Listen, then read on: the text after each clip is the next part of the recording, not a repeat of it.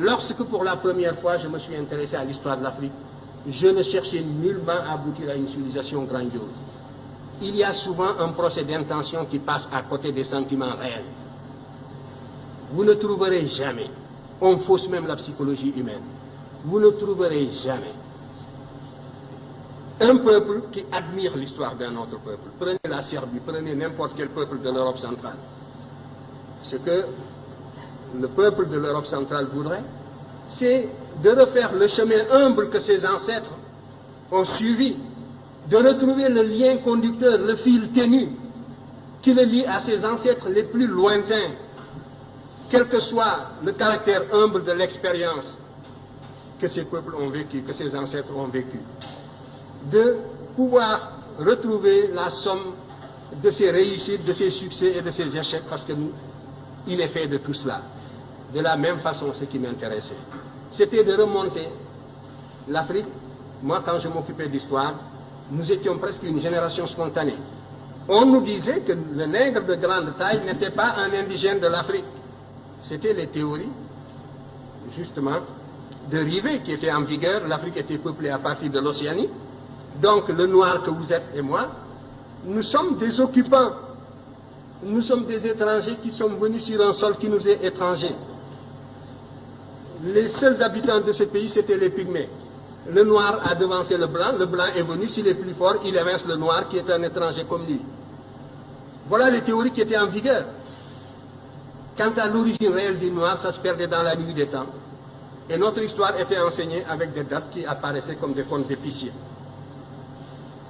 Alors, devant une telle situation, la seule chose qui m'intéressait, c'était, j'étais habité par la certitude, a priori, que nous sommes là, sur ce continent, en même temps que les autres, que nous avons toujours vécu ici, que nous sommes des Noirs, des hommes capables, aussi capables que les autres. C'était la seule chose que l'on pouvait supposer a priori. Et ce qui m'intéressait, c'était donc de retrouver ce chemin humble qui me conduirait à nos ancêtres les plus lointains.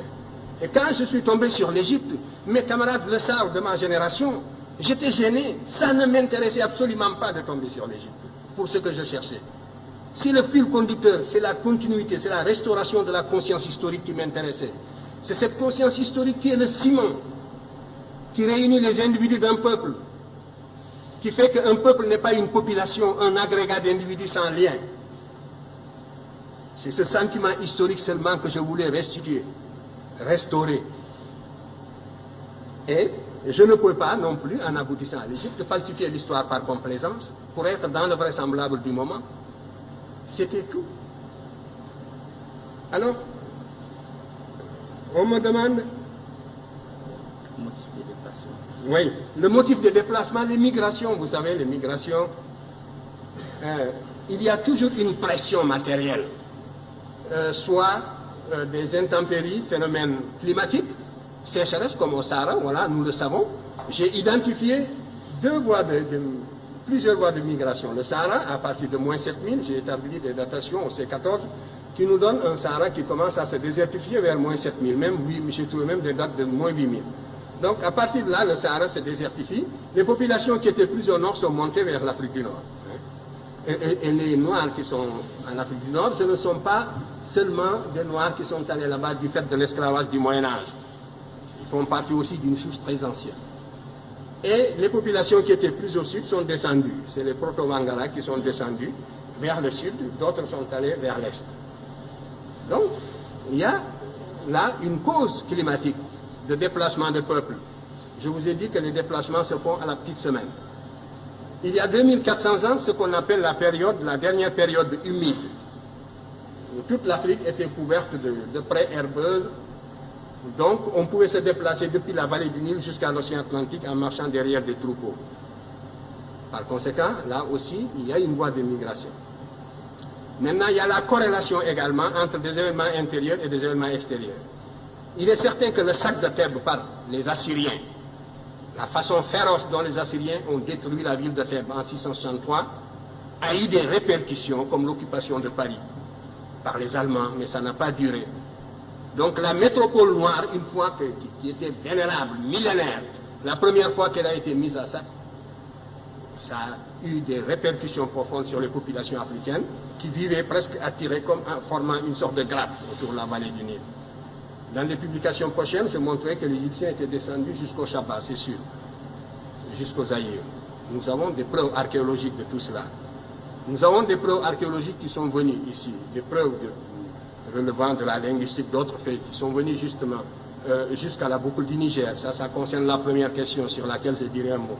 Tout cela, donc, des motifs climatiques, une pression extérieure, la victoire, la perte de la souveraineté nationale de l'Égypte a fait que les populations africaines se sont relâchées et se sont repliées sur elles-mêmes à l'intérieur pour former des royaumes à l'intérieur. Alors que jusque-là, l'Égypte était la grande métropole, un peu comme les Germains qui étaient de l'autre côté de la rive du Danube par rapport à la civilisation, au foyer romain.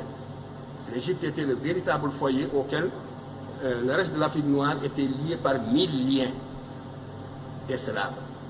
Et à partir du moment où l'Égypte a perdu la souveraineté nationale, ces populations, évidemment, se sont organisées sur d'autres bases. Alors tout cela, ce sont donc des motifs de déplacement. Pour l'histoire, la période la plus proche. Donc pour la plus ancienne, il devait en être ainsi. Les variations climatiques, on peut les cerner par la paléoclimatologie. Ça peut être aussi dû au fait que le manque de nourriture, la pression sélective, tout cela, ce sont autant de facteurs qui jouent pour expliquer le déplacement. En tout cas, vous pouvez remonter, vous, en ce qui vous concerne, jusqu'aux racines de la philosophie africaine. Je vous invite à étudier la cosmogonie héliopolitaine. Je l'ai décrite d'ailleurs brièvement dans Civilisation ou Barbarie. Vous y trouverez les prémices. Vous commencerez à vous faire une idée de la consistance de la pensée de vos ancêtres de la vallée du Nil qui étaient noirs comme vous, ici. Si c'était cela, si ce n'était pas cela des arguments, c'est la preuve que, vous voyez, on a presque le cerveau vidé et les arguments d'une certaine source ne se fixent plus. C'est ça l'aliénation.